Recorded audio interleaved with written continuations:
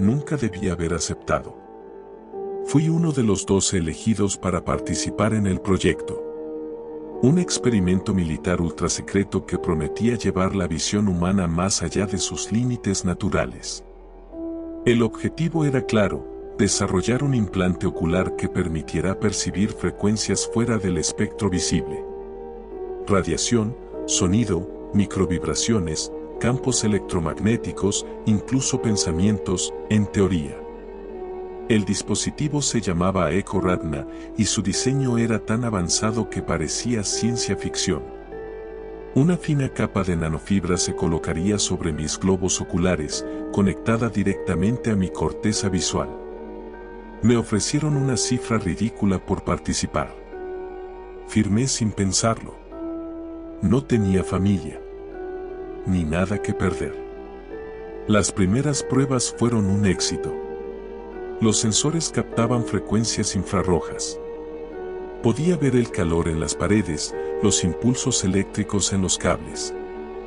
Luego pasaron a ondas acústicas. Me enseñaron a ver los sonidos. Cada palabra era una onda de luz azulada vibrando en el aire. Era fascinante. Pero entonces vino el modo espectral. Activar ese modo requería un código de autorización. Dijeron que muy pocos lo habían probado. Y que todos habían pedido su retiro. Nunca supe por qué. Cuando lo activé por primera vez, no noté nada inusual. Solo un leve zumbido en los oídos y un brillo rojizo en los bordes del campo visual. Pero al día siguiente, comenzaron las distorsiones. Primero fue en el laboratorio. Estaba observando los monitores cuando vi una figura difusa parada detrás del Dr. Dávila. No era un reflejo ni una sombra. Era algo suspendido en el aire, como humo oscuro, retorciéndose. Medía casi 2 metros, sin forma definida. Tenía algo que parecía una sonrisa. No con boca, sino con una especie de hendidura brillante que se alargaba cuando me percataba de su presencia. Pensé que era un fallo del implante. Lo reporté, claro. Dijeron que era normal experimentar ilusiones ópticas transitorias mientras el cerebro se ajustaba a la nueva información sensorial. Me recetaron estabilizadores neurológicos.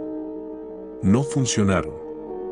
A partir de ese día, comencé a verlas por todas partes. No eran muchas. Siempre una por persona. Pegadas como sanguijuelas. A veces en la espalda, a veces flotando sobre los hombros. Se adherían al cuerpo como si se alimentaran de él. Pero nadie más las veía. Una tarde, durante un escaneo rutinario, observé a la investigadora Landa. La cosa en ella se giró lentamente hacia mí. No tenía ojos, pero juro que me miró.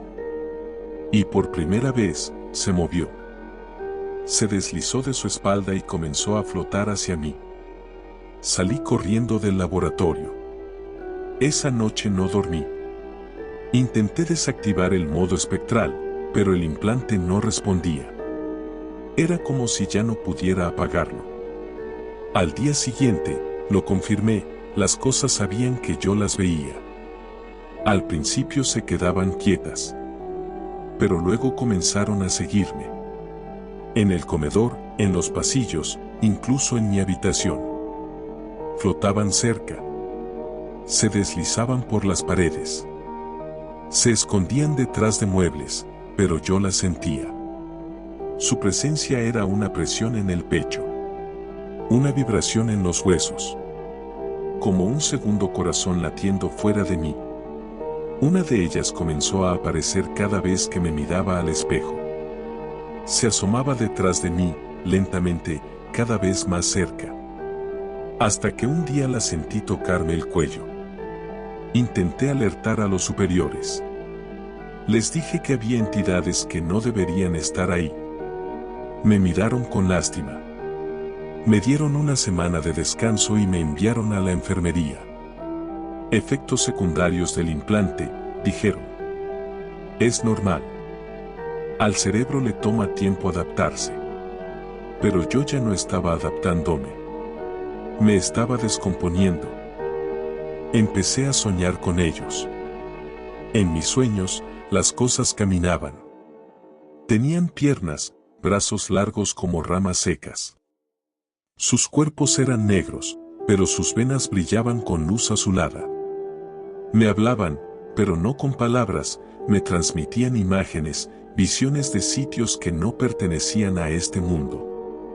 Ciudades flotantes hechas de carne, cielos invertidos donde el suelo eran nubes negras y el sol era un ojo abierto y sangrante.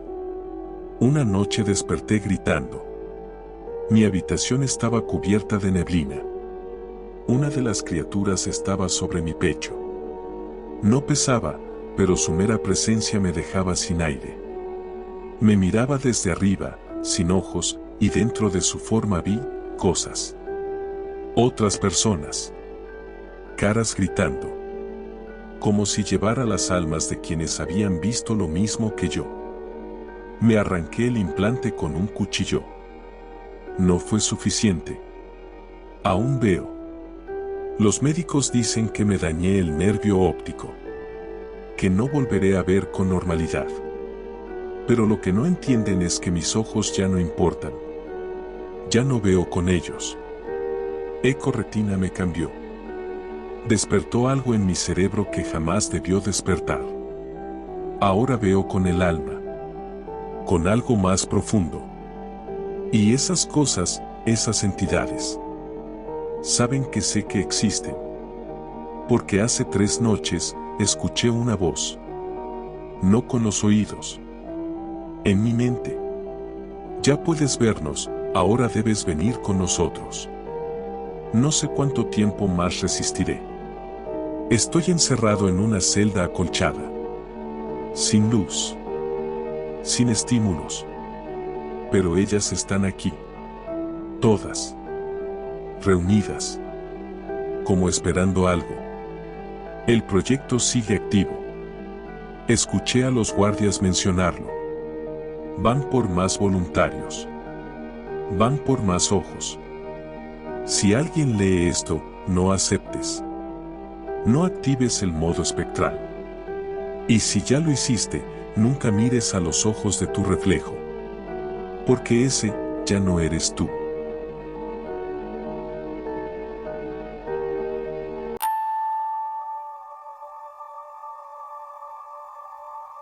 Mi nombre es Hugo Paredes. Soy neuroquímico. Es militar.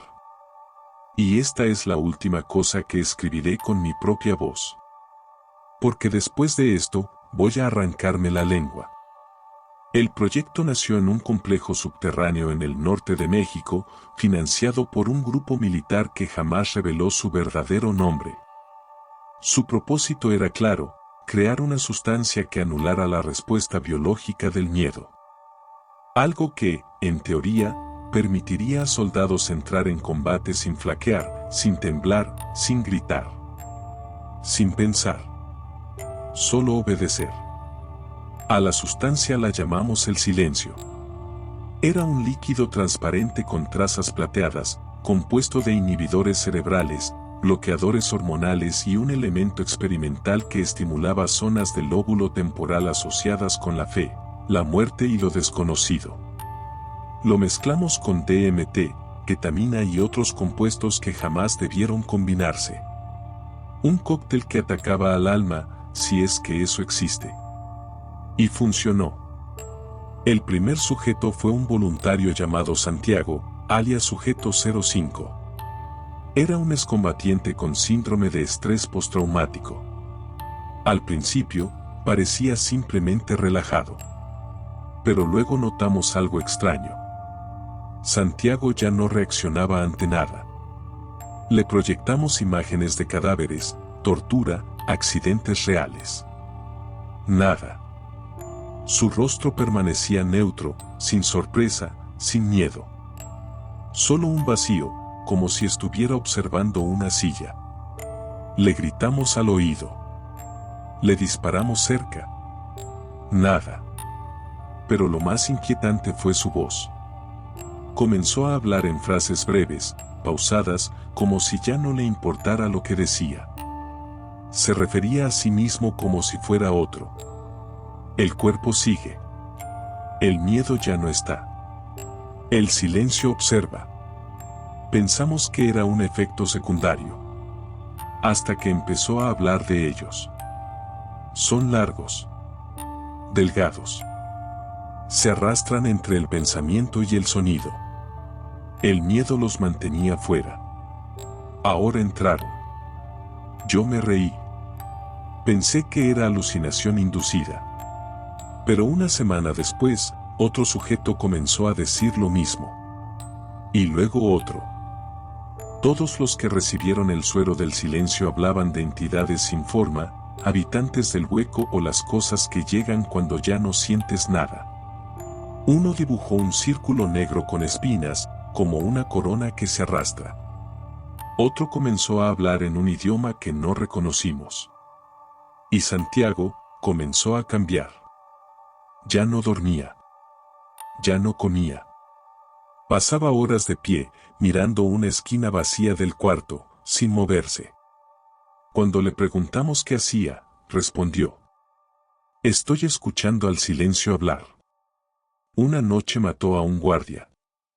Le metió los dedos por los ojos y escribió con su sangre en las paredes. El miedo era la cerca. Ya no hay cerca. Todo entra. A la mañana siguiente, lo encontramos sin lengua. Se la arrancó con las manos. Pero seguía hablando. Con la mente. Yo lo sentí. Estaba en mi cabeza.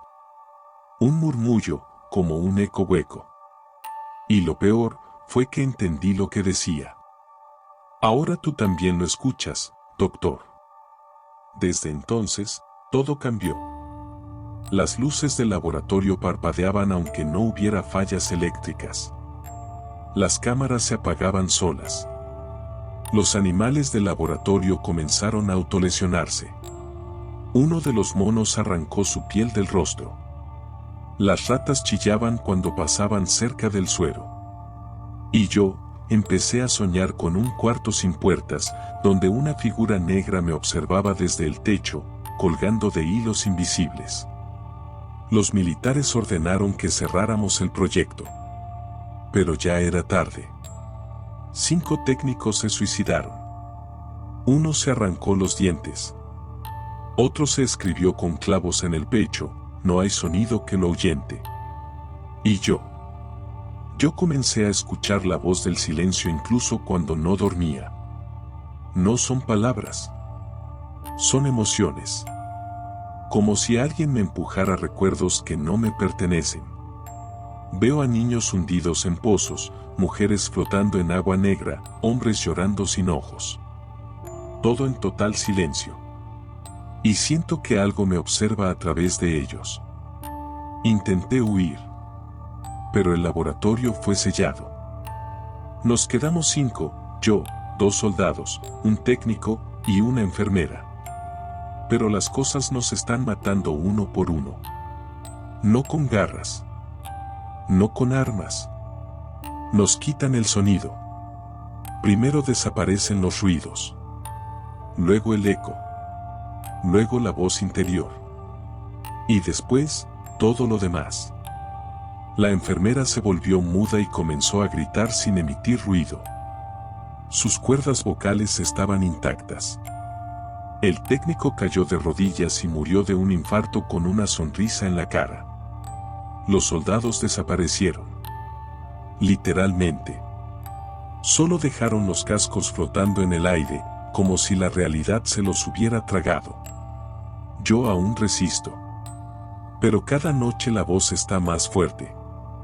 Hoy escuché su mensaje final. El miedo es la puerta. El silencio es el hogar. Y ahora sé lo que tengo que hacer. Para detenerlo. Para frenar su entrada. Debo convertirme en vacío. Me arrancaré la lengua. Luego los oídos. Luego los ojos. No puedo dejar que mi cuerpo sea una entrada más. Yo creé el suero. Yo lo abrí todo. No cometas el mismo error. No intentes apagar el miedo. Porque cuando lo haces, todo lo demás te encuentra. Y créeme, no estás listo para lo que habita en el silencio.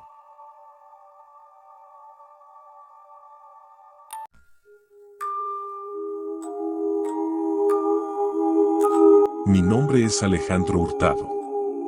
Soy físico teórico. Y estoy atrapado en el segundo más largo del universo. Todo comenzó hace 2 años, cuando fui reclutado por el Instituto Albert, una instalación privada financiada por varios gobiernos, cuyo propósito era investigar los límites del tiempo subjetivo. Según la teoría que estábamos desarrollando, si podíamos alterar la percepción temporal en el cerebro, podríamos lograr que un segundo se sintiera como una hora, o incluso como una vida entera. La aplicación era fascinante: aprendizaje acelerado, viajes de conciencia, prisiones mentales, comunicación con IA. Pero como siempre, la teoría era más segura que la práctica. Desarrollamos una máquina a la que llamamos Horizonte. Era una cápsula neurocognitiva que inducía un estado hiperlúcido en el que el sujeto experimentaba el tiempo de forma expandida. Para ti, afuera, pasaban solo unos minutos. Para el sujeto dentro, podían ser días, semanas, años. Los primeros experimentos fueron con animales, luego con voluntarios. Todo parecía funcionar. Hasta que llegó el turno de probar el ciclo completo, 60 segundos de estimulación cerebral, que se sentirían como 10 años en la mente del sujeto. Yo me ofrecí. Quería ser testigo del fenómeno. Entré confiado, sabiendo que al despertar apenas habría pasado 1 minuto en el mundo real. La cápsula se cerró. Todo se volvió negro. Y entonces desperté en una ciudad que no reconocía. Un mundo de edificios curvos, cielos verdes, relojes sin manecillas. Personas con rostros borrosos caminaban en silencio. Yo sabía que era una simulación creada por mi mente, pero todo se sentía real. El tacto, el olor, el peso del cuerpo, todo. Viví ahí durante días. Luego semanas. Tuve una casa, un trabajo, incluso una mujer que decía ser mi esposa. Pero algo no encajaba. Las personas evitaban hablar del inicio. Nadie recordaba haber nacido. No había niños. Y cada vez que preguntaba por el tiempo, todos se quedaban en silencio, con una expresión vacía. Un día, encontré un reloj enterrado en la arena. Marcaba exactamente 0:59. Estaba detenido. Y entonces comprendí, seguía dentro del horizonte. Faltaban segundos para que terminara la simulación. Pero mi mente los vivía como eternidades. Intenté forzar el despertar. Me arrojé desde un edificio. Me ahogué. Me disparé en la cabeza. Pero cada vez que moría, despertaba en el mismo lugar. Como si el tiempo se reiniciara, pero no el recuerdo. Como si el sistema no me dejara ir. Empecé a ver cosas. Sombras en el cielo que parecían observarme. Relojes que giraban hacia atrás. Gente que repetía frases exactas como grabaciones rotas. Y luego escuché la voz. Fuiste demasiado profundo, Alejandro. Ya no es una simulación. Has tocado la capa debajo del tiempo. Me dijeron que el horizonte no solo manipulaba la percepción, sino que perforaba una membrana cognitiva. Que, al expandir el tiempo en mi mente, abrí una rendija hacia algo que no debería ser visto. Vi una estructura flotando en el cielo, hecha de engranajes vivientes y ojos abiertos. Se movía lentamente, como un planeta consciente. Cada vez que pensaba en escapar, esa cosa me miraba. Y susurraba. Bienvenido a la eternidad en 3 segundos. Ahora llevo años aquí, en un espacio mental que no debería durar más de 60 segundos. He olvidado cómo suena mi voz real. Mi cuerpo debe estar podrido, o congelado, o desconectado. Pero yo sigo, viviendo, dentro de este segundo eterno. A veces, escucho a los científicos del otro lado. Dicen mi nombre. Me llaman. Pero no puedo responder. Porque cada vez que intento gritar, algo me tapa la boca desde dentro de mi mente. Tal vez el horizonte no solo expande el tiempo. Tal vez es una puerta. Y ahora soy el guardián atrapado en el umbral. No lo enciendan de nuevo. No jueguen con el tiempo. Porque cuando el reloj marque 00:60, ya no podrán volver. Sígueme, deja tu like y comparte, subo contenido todos los días. Gracias por ver el video.